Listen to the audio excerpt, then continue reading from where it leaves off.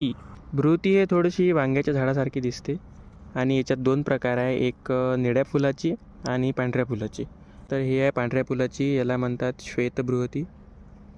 आणि आता याचं फ्रुटिंग सीझन आहे. याचे फळं तुम्ही बघू शकता. बृहतीचे फळं पक्ष्यांना खूप आवडतात. Botanical name Solanum indica, family Solanaceae. कंटकारीमध्ये त्याच्या पानावर सुद्धा काटे होते, पण याच्या स्टेमवरच काटे असतात. हे तुम्ही काटे बघू शकता, पानावर नाही राहत.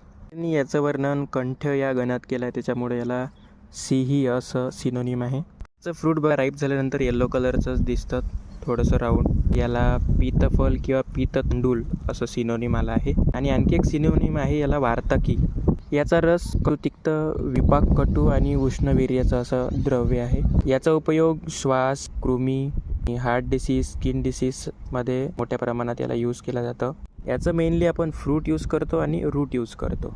प्रजास्थापनमध्ये याचा रूटचा यूज होतो.